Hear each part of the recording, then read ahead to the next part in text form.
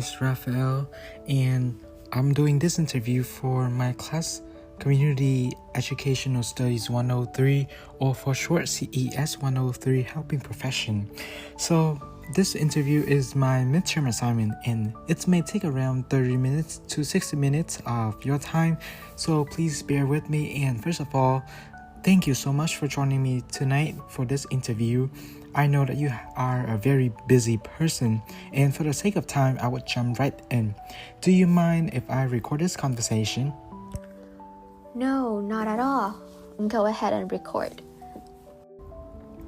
Okay. Thank you so much. And to continue, and I want to clarify a little bit for the confidentialities of this conversations. Is there any other name that you prefer or that we could use for this interview? You could call me Irene for this interview. Okay, thank you, Irene. Today we will talk about helping role, and can you please introduce yourself, including role or companies or any organization that you are currently helping out? Of course. So I am a second semester nursing student at Santa Ana College, and I'm also taking RN to BSN class at Cal State Fullerton.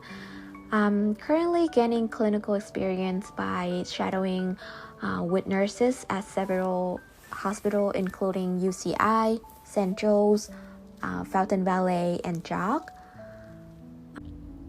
Awesome. Thank you, Irene. So how long have you been doing this work? And do you have any medical experience before the program? So I have been in my nursing program for almost 2 full semesters now. Before this, I had no direct hospital experience, but I have been working at a dental office for about 4 years now, handling both front and back office duties. That's amazing. You seems that you have a lot of experience working in medical settings, and also experience with hospital setting. And I would wonder, what does your typical days in this role looks like, since you are helping out for the last few years? So about my typical day. So on a clinical day, my day starts very early, waking up at 5 a.m. to prepare for a 12-hour shift at the hospital. I'm fully immersed in patient care at 6:30 a.m. and until I finish my day and head home around 6:30 p.m. But on a non-clinical day, my schedule varies. I either work a shift at the dental office from 9 a.m. to 6 p.m. or I dedicate the entire day to staying home and focusing on my studies. Well, it is impressive for me. You are a very busy person, and I wonder what interests you into this helping roles, or what drew you into this type of professions. Since I don't really know, do you want to share a little bit about it? What really drew me in was watching a lot of my close family and friends get sick and just feel so hopeless in the systems. I saw my grandpa struggling, through his colon cancer, and that was hard enough. But the real turning point was with my mom. She doesn't speak much English, and I was with her at her X-ray appointment when she was worried about a tumor on her neck. She was trying to ask for a biopsy, and the staff member just got so frustrated and called her stupid for not understanding. In that moment, I didn't just see a patient being mistreated. I saw my mom. It lit a fire in me. I don't ever want another person in my community to feel that small or unhurt when they are really already scared about their health. So for me, nursing isn't just about checking vitals. It's about being the person who can educate, translate, and fiercely advocate for people, especially in minorities communities, so they can get the care and the respect they deserve, just like my mom should have. Thank you so much for sharing this story with me. Thank you for sharing your motivation with me. I got a little emotional. Please excuse me.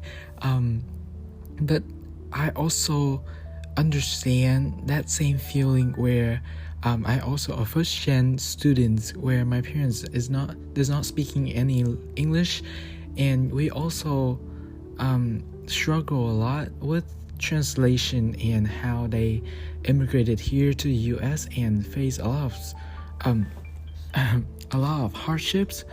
But to come back to your motivation, I really think it's really powerful and it's touching where you share your motivation.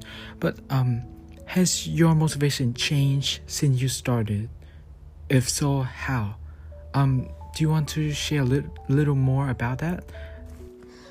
So, of course, my motivation has changed, but it's only grown stronger. Seeing the direct impact I can have during my clinicals had fuel me even more. So every day I watch real patients and real families struggle to navigate the system or fight to be heard, and it just reaffirms my purpose. It's no longer just a personal mission from my past experience.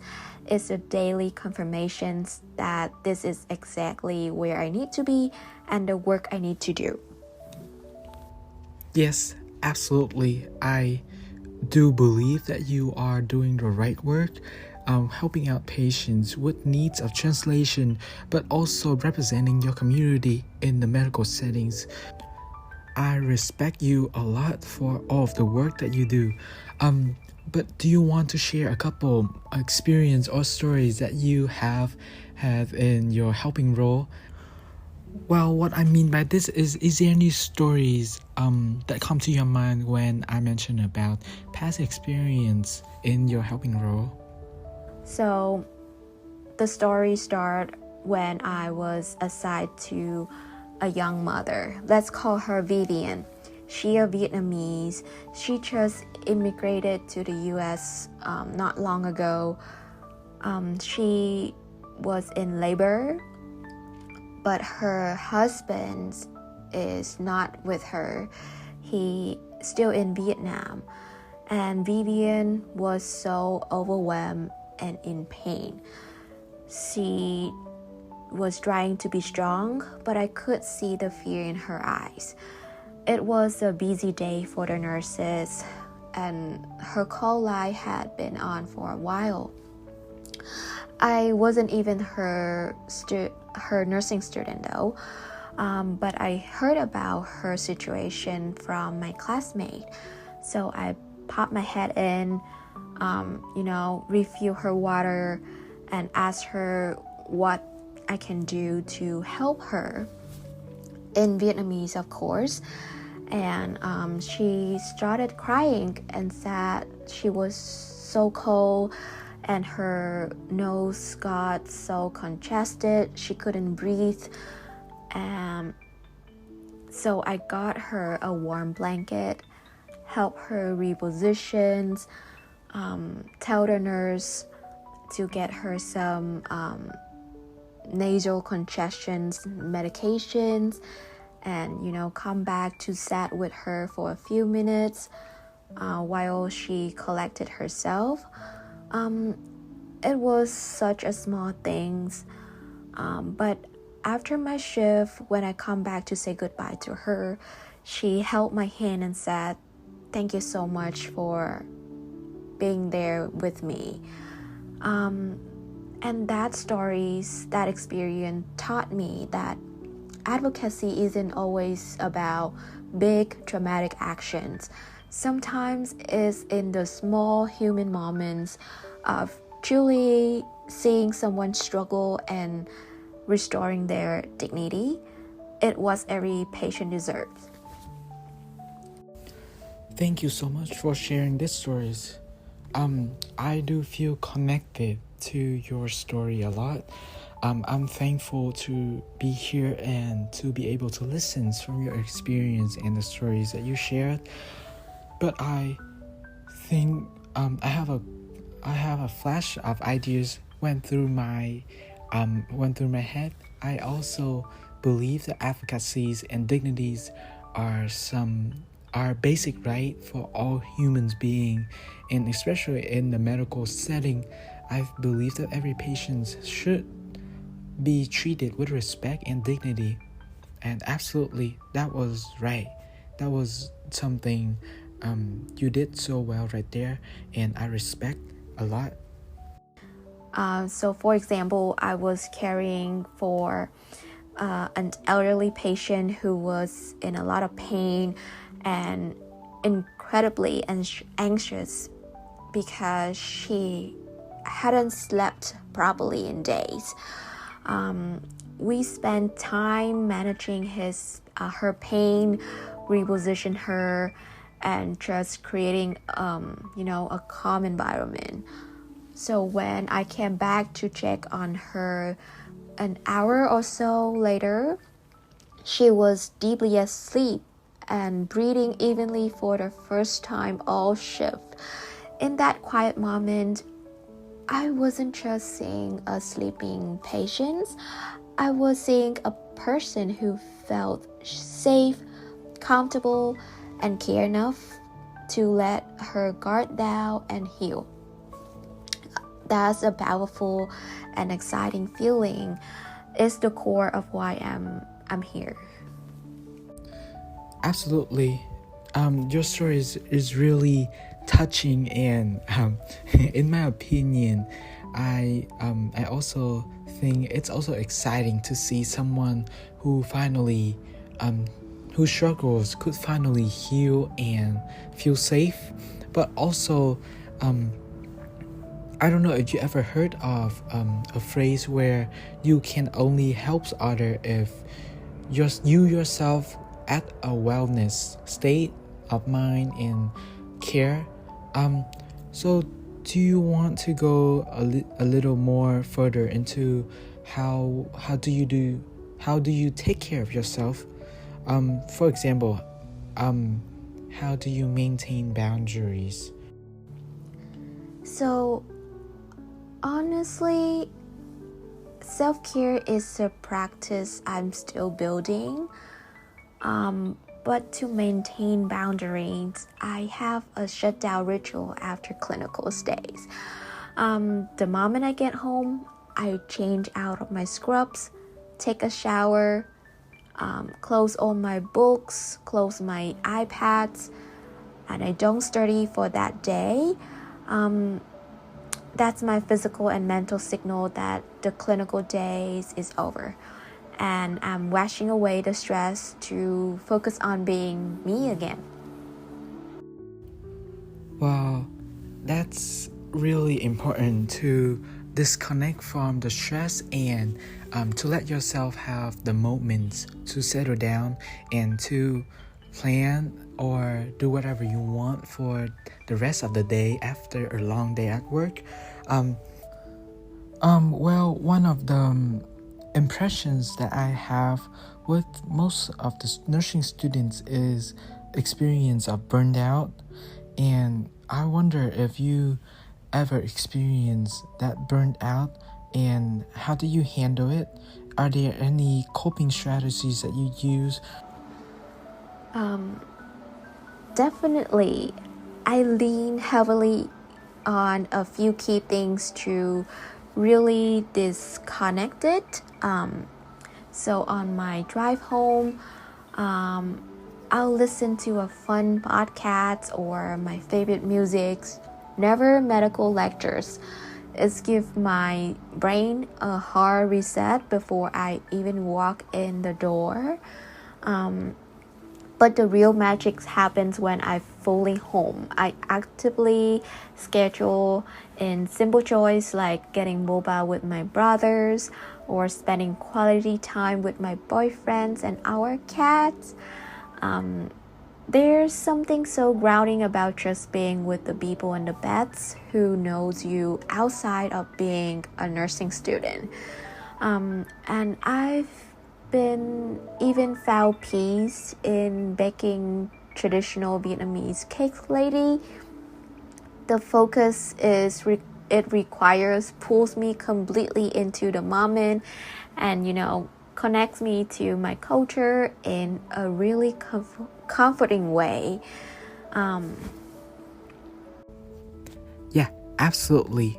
I think it is important for you to disconnect with all of the stress, and one way that you cope with it that really stand out to me is for you to spending time with people, having quality time for yourself and your cat. And I also think connecting back with your cultures is something really essential, and I think it's take a big place, a big role in healthy work-life balance. While there is something else I really interested in, and I may ask you, what skills or qualities that are most important for this type of work, since you're working in the medical setting and the hospital setting too. It must be stressful to deal with patients and families members and doctors, and what are skills and quality that we need to have for this type of work? In my opinion, patient and time management are absolutely essential. You can't have one without the other. So patients allow you to provide compassionate, unhurried care even when the clock is ticking. And the time management ensures you can actually deliver that care to all your patients safely. Another quality I want to add is resilience. So this work is emotionally and physically draining. You need the ability to process difficult moments, learn from them, and come back the next day ready to give your best again. And last but not least, the qualities that I think also important is cultural humility. It's not just about being kind. It's about actively seeking to understand a patient's background, beliefs, and unique needs. It's the skill that allows me to truly educate and advocate for my patients and their families in a way that is respectful and effective for them. Wow, you share a lot right there, and those are qualities that I believe, I also think it also essential to all of helping professions too. We need resilience for sure, absolutely for everything, but time management is also really important. And when it's come to medical setting, I think you are definitely right to consider about humilities for the patients. And one thing that really ignite in me when you share all of these qualities is how it's connected with others helping professions too, where we are helping people but try not to burn out ourselves, and we also need to have that life that we deserve, and also not taking personally on anything. And those are great skills, great qualities that we need to have. Are there any advice that you could give to people who want to start doing this type of work, or went through nursing program, or went through training with nurse and working in medical settings? Are there any advice that you have for them? So my biggest piece of advice to who wants to start doing this type of work is to explore and connect to your why and protect it. This work is incredibly rewarding but also demanding. Remember the specific person or reason that drew you to it. Like for me, it's my mom and my community. On the tough days, that why will be your anchor. And secondly, this is non-negotiable. That is, build your support system and self-care habits now, not later. Learn to lean on your classmate, your friends, especially your family. Find what refills your cups, whether it's a hobby, exercise, or just quiet time. You cannot pour from an empty cup, and your future patient need you to be resilient, patient, and whole. Wow, I really like those advice, and it does go with me. It also stay with me as I still thinking about it, which is the patients need you to be there for them and build your healthy habits right now. Don't wait until you get there and get burnt out or exhausted. I also think it's important for you to come into the room with the whole energy, full energy, and be able to pour out of yourself all of those energies and be there with them as they needed you to be there. Thank you a lot for those advice. And it's not just about nursing students as specific, but I also think it does go with all of the helping professions too. As helpers, we need to be there for the people that need us, and in order to do that is for us to maintain our own health and our lifestyles that are healthy and not always but technically available as the time that they needed us to be. As we going to the end of our interview, I respect your time and I understand that you cannot be here for the next half an hour, but since we are talking about how you give advice to others, but I want to go a little further into your own personal I would say personal experience for this helping professions, the role that you're currently in, not just as a nursing student, but I do consider you with multiple different perspective. I would say a student, but also a helper from a diverse background, cultural background, and I want to ask you, how has this work changed you, being a helper, being in the medical field, as first generation, as students of color, and how can you, I would say, for now, tell me how this work changed you. So how has this work changed me? Well, it reshaped how I see people. I now look at everyone like the frustrated person in line, the quiet neighbor, and I wonder what battle they're fighting that I can't see. I've become less quick to judge, and far more quick to listen. It's giving me a profound sense of purpose, like rooted in the simple act of seeing someone in their most vulnerable moment and saying, of course with my actions, that I'm here and you matter.